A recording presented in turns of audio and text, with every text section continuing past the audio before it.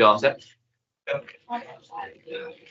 Good afternoon. It is 4 o'clock on April 7th. I'll call this coma meeting to order. And let the record reflect that all members serving are present.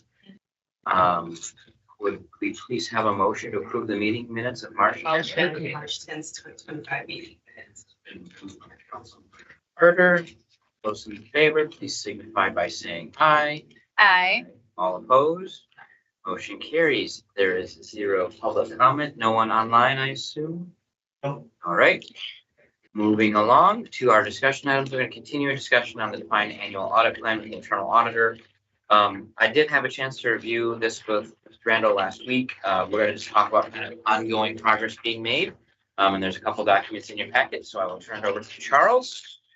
The floor is yours. Thank you, Councilmember Spatafor.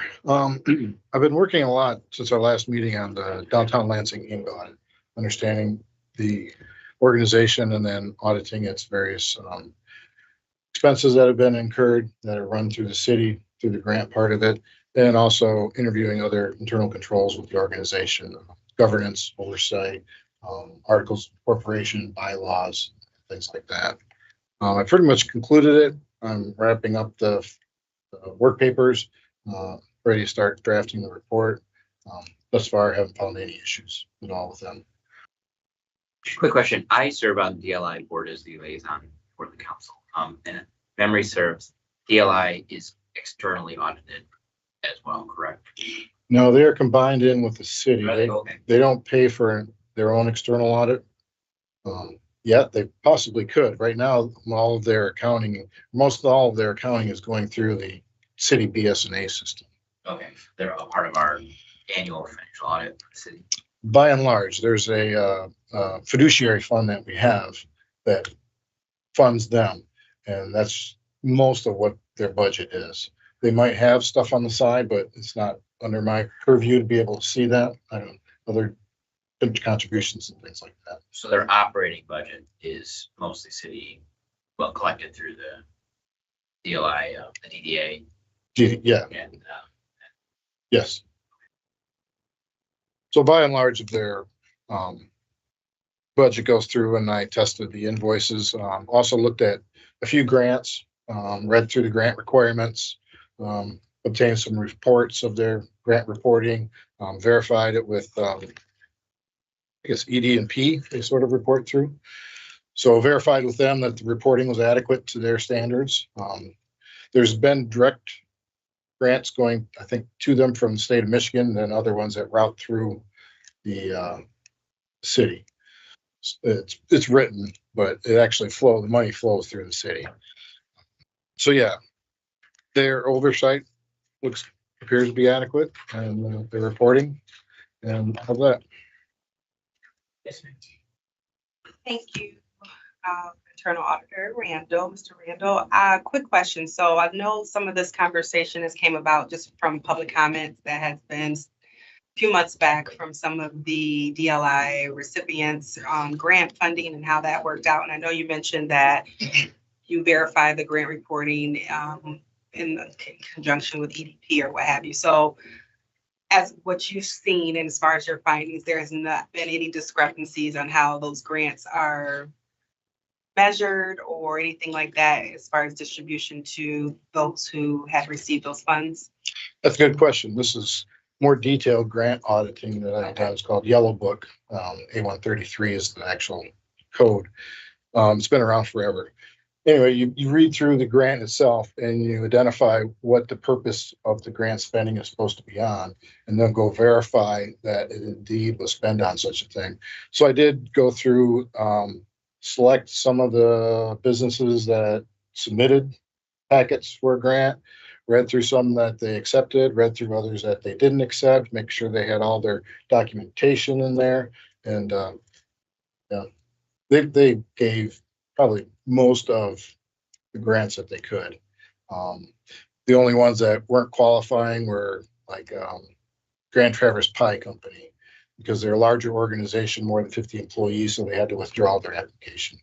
But by and large, I'd say they gave grants where they could. And then funds were distributed in the time frame. That was funds were distributed. Yes. Thank you. That was my question as well, so Great. thank you. Like our colors. Okay, let's move on to budget review. Yes, so this being my first budget review, it's been quite enjoyable. Looking at previous auditors' reviews and comments that they've come out with and reports to the council. I sort of took a fresh view at it, assuming that council would go through the budget themselves, but actually trying to identify something that you might not see or you should probably pay attention to. I see some of the other auditors just sort of reiterated what was in the budget. I tried to make what was it, 3 years of changes inside of it? I don't remember. It's in the cow for this evening. But just give a background of the budget amounts going the past 3 years, what the changes are. So you get a timeline. So that's taken quite a while. Let's say, well, it came out the 24th, the budget was issued, but I started reviewing prior auditors' things earlier that week.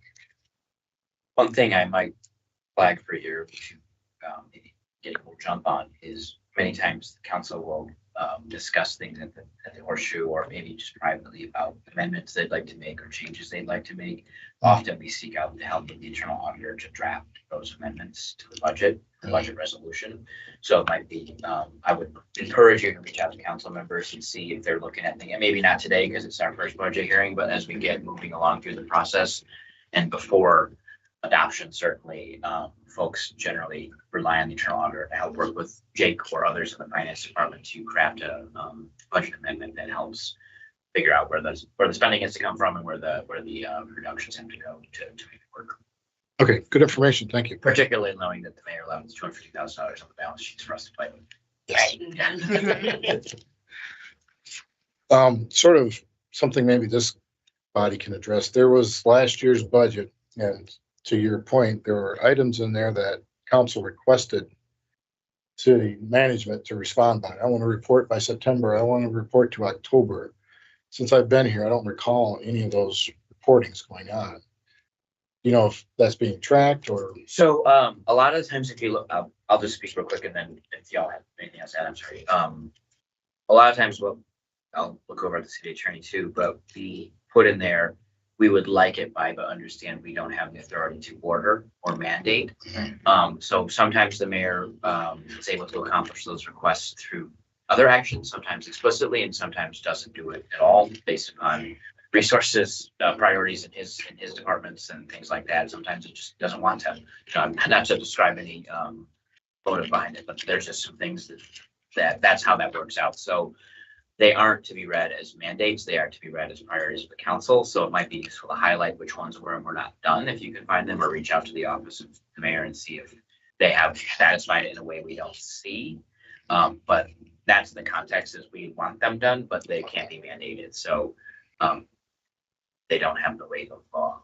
This is just Lisa to agree with me or not. So it is useful for us to know if they did do them or not, so that we can take them off our list or do something with them.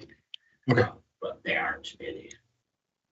I guess I Please. do have a question on that. So following up on some of those reports that had been essentially requested by administration, is that always followed up on by, or historically, I guess, followed up on by the internal auditor, or is that also a conversation for council leadership to have and ask those questions as well? And I'm just trying to figure out what the more appropriate course of action is.